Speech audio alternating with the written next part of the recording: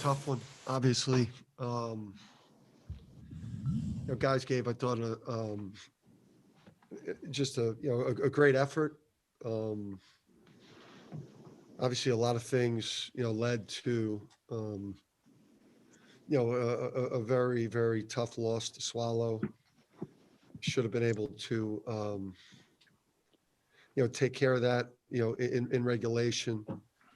I thought we didn't get to some 50-50 balls.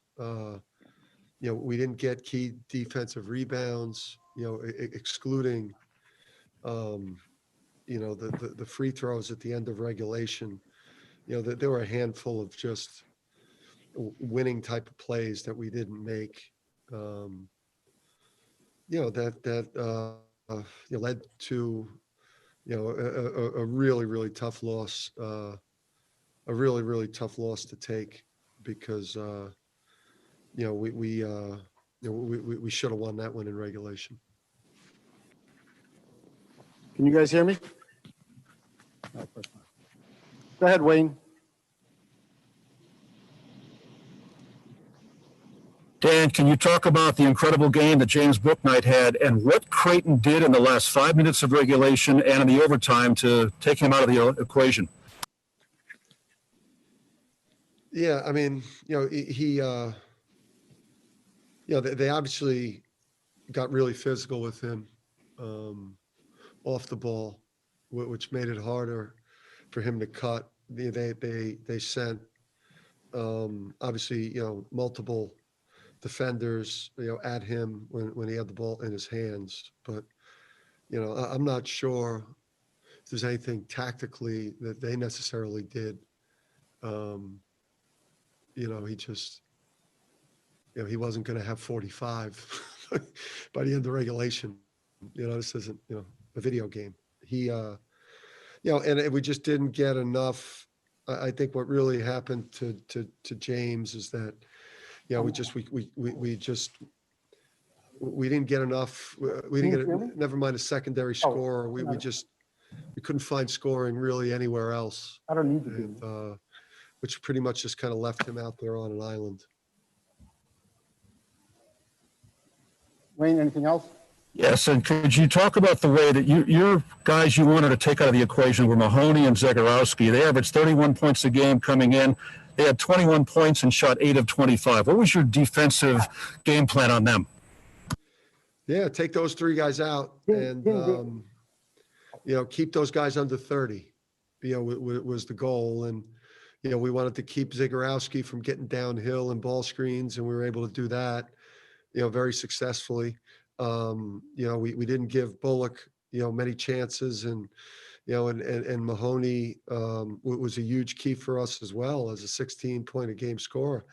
We wanted to force, Bishop and Jefferson and their others to beat us. And, although Jefferson made the, leaner at the end of regulation, I think, where we lost the game, was allowing Bishop, during that one stretch to really get going. And, I'm not sure how many points a game he averages, but, but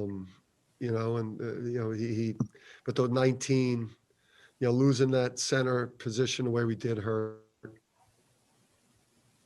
Tom? Yeah, Dan, I know you've been there before as a player and as a coach, but what do you say to RJ after a game or what do you say to a player when they, miss the free throws like that? I mean, obviously they know the impact. How do you kind of pick them up after something like that? Yeah, I mean, it's, he's 10 for 10 from the line at that point on the season. He's 6 for 6 in the game.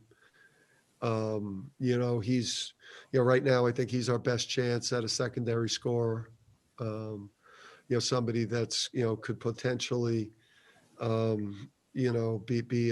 guy that, could get us, 13, 14 a game that could support James on the perimeter. He hasn't played in a while. He had the sit out year. He had he's had the COVID season too. So he hasn't had a lot of games to play to get himself in some type of a rhythm. He's, we're going to get behind him and we're going to support him. And I thought that, he really battled one of the best point guards in the country, minus the, missing the big free throws. I mean, he did, him and Zagorowski were kind of a push today.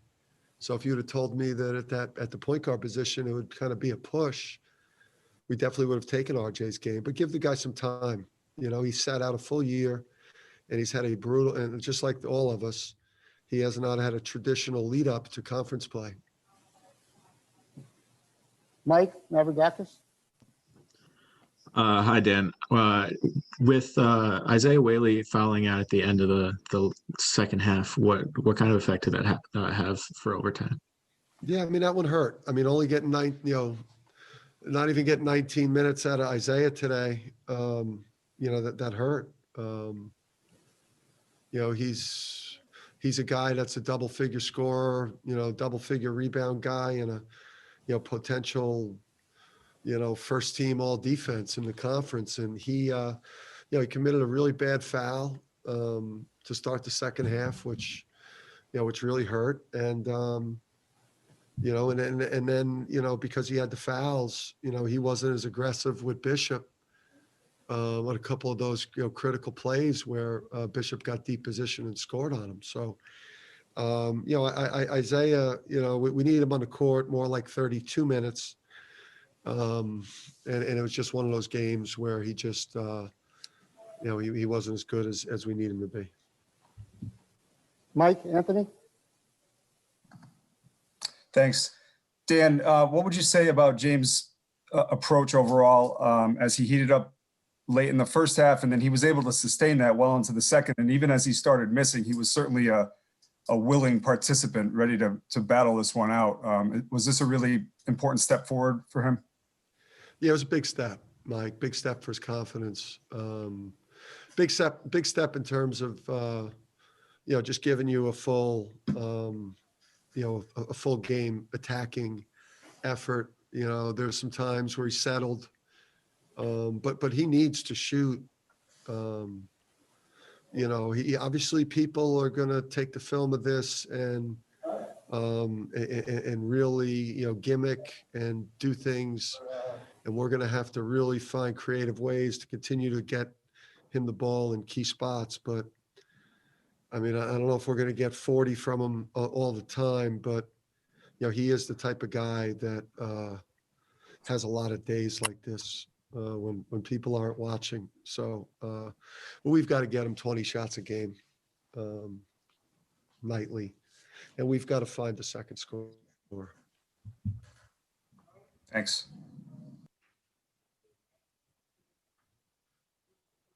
Charlotte?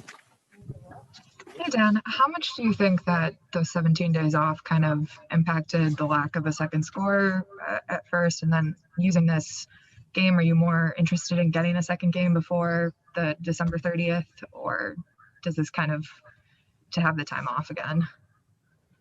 Yeah. I probably can't answer that second question because, I just had my heart ripped out of my chest. So I can't answer that second part on scheduling. But I would say maybe the overtime, that we, the 17 days caught up to us.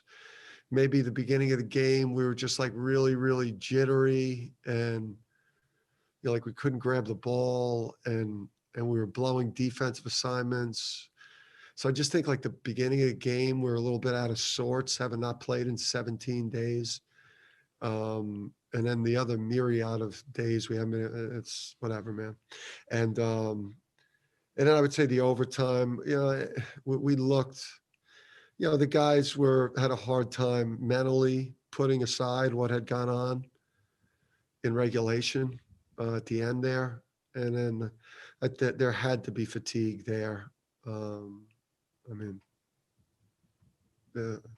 especially because we were so limited, with the bench today. No Tyler. We really couldn't play Andre or Adama. Those guys were just lost defensively. And then Brendan, what wasn't, didn't play a confident game. Bill Paxton, last one. And Dan, what do you think really got you guys turned around into that first quarter or first half? Was it just Bouknight heating up, or anything else you noticed that kind of got you guys, ramped up going into the halftime? Yeah, I mean, Book started attacking. I think we settled. I think we settled early in possessions for some, for some bad threes early. Book started attacking and cutting and slashing, and then we got our legs under us, man. It's like, that's a potential, that's a top 10 team, a team that, is as good, those guys in Villanova are the absolute class of the conference, and a team that can make a deep run in the tournament. And, we had them in regulation off a 17-day, after not playing in 17 days. We've got a chance to have a really, really good team. We just need to be able to get some consistent practices, get on a consistent game schedule, and be ready to just actually play a season without stopping and starting. Because I think this team showed a lot today. It's obviously a devastating loss, but we showed a lot of character and a lot of toughness with the way that we dragged ourselves back into that game, and really should have won it in regulation. But, credit them. They took advantage of some of our mistakes. Thank you.